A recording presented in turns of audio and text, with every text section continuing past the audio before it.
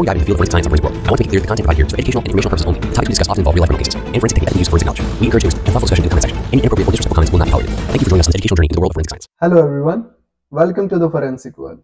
So in the last video we discussed about the laws of forensic science. So in this video we are going to discuss how forensic science work. Forensic science investigation में कहाँ से काम करना शुरू करती है, कहाँ तक काम करती है और कैसे हम फोरेंसिक साइंस की मदद से जस्टिस सिस्टम तक पहुंचते हैं. Okay, so in this video we are going to discuss 5 major topics. So first we are going to understand what is the chain of custody.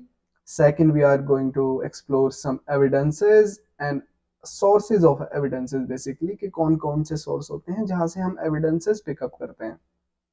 Third main thing is what are the essential documents which we use in the process of investigation.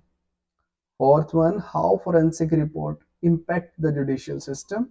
And fifth one, we will conclude forensic science serving to the justice. Okay. So first we will discuss about the chain of custody. So chain of custody क्या होता है? Chain, you all know what is the meaning of chain, and custody means किसी भी चीज को हिरासत में लेना. हिरासत का मतलब कि किसी भी चीज की अथॉरिटी लेना. तो हम फोरेंसिक साइंस में चेन ऑफ कस्टडी को कुछ इस तरीके से समझते हैं कि अगर कोई भी एक एविडेंस है जो हमने क्राइम सीन से कलेक्ट किया पुलिस ऑफिसर ने, सो वो इन्वेस्टिगेटिंग ऑफिसर सब कुछ नोट करेगा कि वो इन एविडेंस मैंने कितने बजे और कहां से उठाया, क्या उसकी लोकेशन थी, एंड कितने बजे उसको ट्रांसपोर्ट किया गया, कितने बजे वो फोरेंसिक लैब तक पहुंचा, ट्रांसपोर्टेशन में उसको किसने रिसीव किया, क्या ड्राइवर था, ड्राइवर भी उस डॉक्यूमेंट पे साइन करेगा कि हाँ मैंने एविडेंस कलेक्ट किया है, मैं ट्रांसपोर्टेशन करने लेके जा रहा हूँ. एंड जब वो फोरेंसिक लैब पहुंचेंगे, फोरेंसिक लैब में जिसने रिसीव किया वो भी उस डॉक्यूमेंट पे साइन करेगा कि हाँ मैंने इतने बजे ये एविडेंस कलेक्ट किया है इनसे, जो इंसान लेके आया था उसका नाम लिखा जाएगा. देन ये सारी की सारी चेन ऑफ कस्टडी मेंटेन होगी कि किसने कहाँ कब किसी चीज को कलेक्ट किया है. ओके, अब इस चीज का हम क्यों फोरेंसिक वर्किंग में हम इसका इतना बड़ा यूजेज मानते हैं, वो इसलिए, फॉर एग्जांपल बहुत सारे ऐसे केसेस होते हैं जहां पे एविडेंस मिस हो जाते हैं. आपने बहुत सारी मूवीज में भी देखा होगा कि एविडेंस क्राइम सीन पे तो था बट पुलिस की कलेक्शन ऑफ एविडेंस में वो था ही नहीं, एविडेंस रूम में वो था ही नहीं. उससे क्या होता है कि पूरी की पूरी चेन ऑफ कस्टडी ब्रेक हो जाती है. और चेन ऑफ कस्टडी ब्रेक होने का मतलब किसी ना किसी ने बीच में से एविडेंस उठाया है, उसके साथ टेम्परिंग की है, या फिर कुछ ना कुछ एविडेंस के अंदर चेंज किया है जिससे हमारा जुडिशियल सिस्टम अफेक्ट हो सके अपना डिसीजन देने से, जिससे हम प्रॉपर जस्टिस नहीं दे पाएंगे. Okay, so as per the definition, the chain of custody is the meticulous process that ensure the integrity and credibility of the evidence from collection to the presentation in the court. It involves documenting every step and maintaining strict security measure to prevent tampering and contamination, as we discussed about this. So why it is important to maintain the credibility? Because it emphasized that the chain of custody is crucial for maintaining the credibility of the evidence. Without a properly documented chain of custody, evidence may be deemed inadmissible in the court of law. क्योंकि अगर कोई भी chain of custody में दिक्कत मिली या फिर chain of custody break हुई तो हम एक प्रॉपर जस्टिस नहीं दे पाएंगे, इसे कोर्ट ऑफ लॉ भी नहीं मानता है. सो हर एक एविडेंस की इन्वेस्टिगेशन से पहले एक proper chain of custody maintain होती है और उसको जज एक पूरे अच्छे एग्जामिनेशन प्रोसेस के थ्रू उसको रिव्यू करता है कि कहीं पे एविडेंस ब्रेक तो नहीं हुआ, कहीं पे एविडेंस टेम्परिंग तो नहीं हुई, चेन ऑफ कस्टडी टेम्परिंग तो नहीं हुई. इसीलिए फोरेंसिक वर्किंग में चेन ऑफ कस्टडी का बहुत बड़ा हाथ है. So now we will discuss about the collection of the evidences. हम समझेंगे कौन कौन से ऐसे मेजर सोर्स होते हैं जहां से हमें एविडेंसेस मिलते हैं. हम बिल्कुल स्टार्टिंग से शुरू करते हैं कि हमें एक क्राइम सीन मिला, हम क्राइम सीन पे गए, तो उसमें से कौन कौन से ऐसे मेजर सोर्स होंगे जिनको हम सेपरेट आउट करके वहां से हम अपने एविडेंसेस कलेक्ट करके फोरेंसिक लैबोरेटरीज में भेजेंगे. So there are 4 main sources जिनमें है, first is victim, second one is the crime scene itself, and third thing is the autopsy, and fourth one is the suspect. अब इन चारों branches से हमें एविडेंसेस मिले जिनको हम कलेक्ट करके फोरेंसिक एग्जामिनेशन के लिए भेजेंगे फोरेंसिक लैब में, then forensic report and then court room trials. Okay, then first we will discuss about the victim.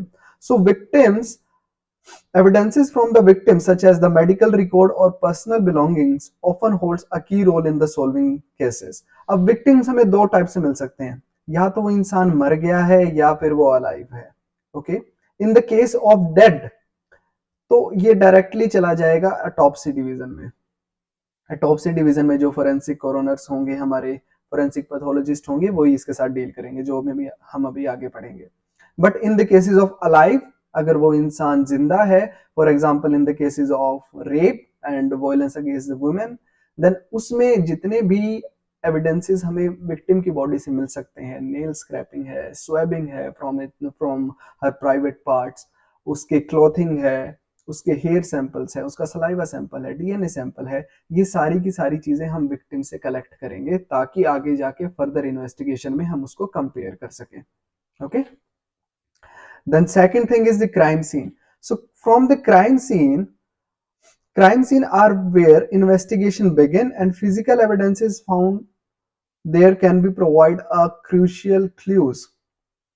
अब जितने भी क्राइम सीन्स होते हैं, क्राइम सीन्स के अंदर हमें बेसिकली फिजिकल एविडेंसेस मिलते हैं. अगर किसी का मर्डर वहां पे हुआ है, देन किस चीज से मर्डर हुआ है, मर्डर ऑफ वेपन वहां में मिल सकता है, या फिर उसके कोई भी अंश वहां मिल सकते हैं कि अगर ग्लास पीसीज का वहां पे किसी चीज में यूज किया गया है, तोड़ फोड़ हुई है, देन वो ग्लास पीसीज एक एविडेंस है.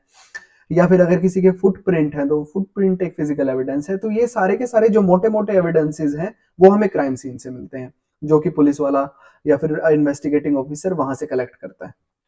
Okay, then third one is the suspect. अब जितने भी हमने इन्वेस्टिगेशन आगे बढ़ाएगा इन्वेस्टिगेटिंग ऑफिसर, बहुत सारे, अगर कोई पिटिशनर है, कोई कंप्लेनेंट है, देन उसमें हमें सस्पेक्ट का पता होता है. But in the state versus case, जहां पे police was the first respondent, उन केसेस में हमें लोगों की टेस्टिमनी लेनी पड़ती है. उन टेस्टिमनीज के थ्रू जो हमारे पास कंक्लूजन आता है, देन उसमें जो भी सस्पेक्ट निकल के आते हैं, देन उनकी हम आइडेंटिफिकेशन के लिए फोरेंसिक एविडेंसेस लेते हैं. बेसिकली जितने भी डीएनए सैंपल्स होते हैं उनकी फुटेज वहां पे चेक करते हैं. फुटेज के साथ साथ उनकी इमेजेस, पिक्चर्स, उनके थोड़े से पर्सनल बिलोंगिंग्स भी हम, जैसे हमने विक्टिम्स में लिया था वैसे ही हम सस्पेक्ट के केस में भी लेते हैं, ताकि हमें कंपैरिजन करने में आसानी रहे और इन्वेस्टिगेशन के थ्रू हम कंपेयर कर सके side by side. Okay, and the fourth one is forensic autopsy. Forensic autopsy, अब मैं आपको बताता हूं postmortem. Why postmortem is a wrong term for the autopsy examination, जिसको आप बोलते हैं कि जब इंसान का शरीर खोल के उसमें से एविडेंसेस हम कलेक्ट करते हैं. सो पोस्टमार्टम मींस, पोस्ट मतलब बाद में और मोर्टम का मतलब होता है death. So after death, it's a generalized term, इसमें कहीं भी एग्जामिनेशन का जिक्र नहीं हुआ है. So for the examination and forensic examination, autopsy is the main term जिसको हम यूज करते हैं. तो जितने भी फोरेंसिक के स्टूडेंट्स हैं, कभी भी अब से पोस्टमार्टम नहीं बोलेंगे, they will call it as autopsy. Okay, postmortem means after death. सिर्फ उसका ये मतलब है, उसका एग्जामिनेशन से कोई मतलब नहीं है. Okay, so the role of forensic pathologist. Forensic pathologist is a person जो ऑटोप्सी परफॉर्म करते हैं and the evidences obtained during the postmortem examination. वो जितने भी एविडेंसेस हमें बॉडी से मिलते हैं, डेड बॉडी से मिलते हैं, वो हम कलेक्ट करते हैं. फॉर एग्जांपल, हम डेड बॉडी की भी स्वैबिंग लेते हैं, डीएनए सैंपल कलेक्ट करते हैं, उन्होंने जो कपड़े पहने होते हैं वो कलेक्ट करते हैं, उनकी आइडेंटिटी या फिर कोई ऐसी चीजें, आइडेंटिफिकेशन मार्क उसकी बॉडी पे है, तो वो सारी की सारी चीजें हम ऑटोप्सी के दौरान लेते हैं. देन उसके ऑर्गन्स, हम थोड़े थोड़े पार्ट ऑफ ऑर्गन्स हम निकालते हैं. फोरेंसिक पैथोलॉजिस्ट उसको अच्छे से ब्रेक डाउन करता है, देन उसको फोरेंसिक लैब में भेजता है. फॉर एग्जांपल, अगर किसी की जहर के थ्रू मौत हुई है और एक कंप्लेंट है कि इसको जहर दिया गया है, देन उसका जो भी स्टमक कंटेंट होगा वो निकाल के एक्सट्रैक्ट आउट करके एक पैकेज में पैक करके फोरेंसिक लैब में भेजा जाएगा for the toxicological examination. This is example. So इस तरीके से पोस्टमार्टम और फोरेंसिक ऑटोप्सी परफॉर्म की जाती है. सो ये थे 4 टाइप के ऐसे हमारी ब्रांचेस जहां से हम फोरेंसिक एविडेंसेस कलेक्ट करते हैं। अब एविडेंसेस हमारे पास कलेक्ट हो गए, अब एविडेंसेस आ गए हमारे फोरेंसिक लैब में। अब फोरेंसिक लैब में एविडेंसेस आए, देन वो बहुत सारी डिविजन्स में सर्कुलेट होंगे, देन उसके साथ साथ हमें डॉक्यूमेंटेशंस की भी जरूरत है। अब किस एविडेंस में क्या एग्जामिनेशन करना है, वो एविडेंस पे खुद तो वो बताएगा ना, ये एविडेंस के मेरे साथ ऐसा कर दो, मेरे साथ इस तरीके की एग्जामिनेशन करो। देन उसके लिए इन्वेस्टिगेटिंग ऑफिसर एक डॉक्यूमेंट तैयार करता है जिसे हम डॉकेट बोलते हैं। सो डॉकेट में क्या चीजें होती हैं कि इन्वेस्टिगेटिंग ऑफिसर को एक पर्टिकुलर एविडेंस से क्या चाहिए फोरेंसिक एक्सपर्ट्स के थ्रू, वो उसमें वो लिखता है। फॉर एग्जाम्पल के अगर उसने इन्वेस्टिगेटिंग ऑफिसर ने क्राइम सीन से ब्लड उठा के फोरेंसिक लैब में भेजा, देन वो हमें लिख के भेजेगा एक डॉक्यूमेंट के अंदर कि मुझे ये जो लाल लिक्विड है, मुझे बताओ कि ये लाल लिक्विड ब्लड भी है या नहीं है। और अगर वो लिक्विड ब्लड है, देन उसका डीएनए एनालिसिस करके बताओ कि जितने भी बाकी के मैं ब्लड सैंपल दे रहा हूं किसी के साथ वो मैच हो रहे हैं या नहीं हो रहे। ये था ब्लड का एग्जाम्पल। हम एक और एग्जाम्पल लेते हैं कि हमारे पास उनके पास एक वेपन ऑफ ऑफेंस है, नाइफ।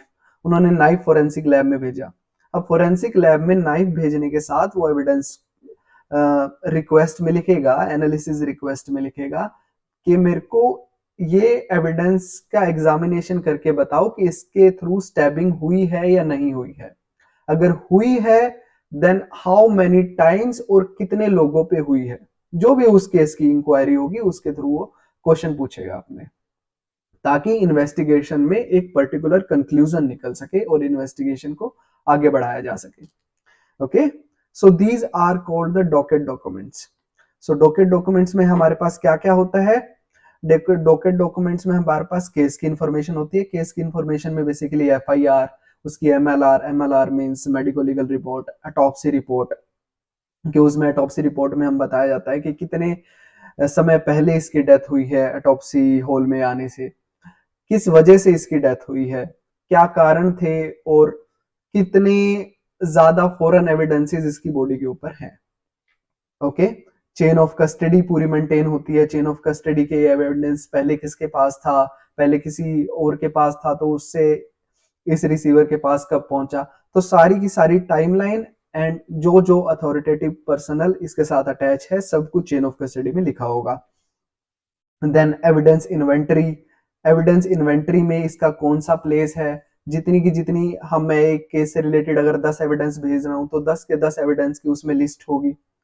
फोरेंसिक एनालिसिस रिक्वेस्ट, जो मैंने अभी बताया कि इस पर्टिकुलर एविडेंस के साथ हमें किस तरीके का एग्जामिनेशन करना है। Okay, scheduling and deadlines. अब बहुत सारे ऐसे केसेस होते हैं जैसे कि पॉक्सो केसेस होते हैं। अब protection of child against sexual abuse. Okay, तो इसमें क्या होता है कि हमें 74 दिन का गवर्नमेंट के थ्रू टाइम मिलता है कि आपको 70-75 डेज के अंदर ही आपको इस केस का हमें निष्कर्ष निकाल के देना है, बिकॉज ये child against violence against child है, माइनर का केस था। तो इसमें हमारे पास डेडलाइन होती है कि हमें इस तारीख से पहले पहले ये केस सोल्व करना है, इस एविडेंस की एनालिसिस करनी है। ओके, केस टेयर अपडेट्स, अगर किसी और डिवीजन से, अब मैं इसको अगली वीडियो में आपको बताऊंगा कि कैसे एक फोरेंसिक लेबोरेटरी के अंदर काम होता है, एक एविडेंस कैसे कैसे अलग अलग डिविजन्स में एग्जामिन होने के लिए जाता है। सो उससे रिलेटेड मैं जस्ट आपको ये बता देता हूं कि एक एविडेंस अगर ब्लड है तो ब्लड की 2 अलग अलग डिविजन्स में उसकी एनालिसिस होती है। First biology and serology division में, and second thing is DNA division में। सीरोलॉजी डिवीजन में बताया जाता है उसका ब्लड ग्रुप क्या था, अगर वो ब्लड है या नहीं है, इंसानी खून है या नहीं है। एंड देन डीएनए डिवीजन में उसकी डीएनए एनालिसिस होती है। तो हम सारी की सारी ब्रांचेस अगले टॉपिक में पढ़ेंगे, what are the fields of forensic science. जितनी भी फील्ड है, कौन कौन से डिवीजन होते हैं, और डिवीजन में कैसे कैसे एविडेंसेस आते हैं, एविडेंसेस भी हम उसी वक्त पढ़ेंगे। ओके, देन एविडेंसेस की एनालिसिस कैसे एक डिवीजन से दूसरे डिवीजन पे वेरी करती है। And the privacy and security, अगर कोई ऐसा केस है हमारे पास जो कि बहुत ज्यादा कॉन्फिडेंशियल है, जिसको हम सबके साथ शेयर नहीं कर सकते, या फिर जिसकी इन्वेस्टिगेशन बहुत ही लिमिटेड लोगों को पता होनी चाहिए, देन वो सारी गाइडलाइन भी डॉकेट के अंदर इंक्लूडेड होगी। बेसिकली बहुत सारे डॉक्यूमेंट और भी होते हैं जो इन्वेस्टिगेशन प्रोसेस में होते हैं। फॉर एग्जांपल नोट मेकिंग होती है, आईओ ने जो भी नोट बनाए होते हैं क्राइम सीन के अंदर, वो सारे चलान की कॉपी होती है, पिटिशनर और कंप्लेनेंट की कॉपी होती है, एफआईआर होती है, मेडिको लीगल रिपोर्ट होती है, ऑटोप्सी रिपोर्ट होती है। तो ये सारे होते हैं, बट डॉकेट इसलिए जरूरी है क्योंकि इसमें बताया होता है हमें कि किस एविडेंस पे हमें कौन सी एग्जामिनेशन करनी है। ओके, एंड वो एविडेंस कहाँ कहाँ ट्रेवल करेगा inside the forensic laboratory. Okay, और हमें कितने टाइम में उसका रिजल्ट देना है। So that's all for the today's video. In the next video, we are going to discuss about the different type of evidences and how evidence travel inside the forensic laboratories. उसी के साथ साथ हम पढ़ेंगे fields of forensic science और बहुत सारी branches forensic science की कैसे मदद करती हैं investigation में। Thank you.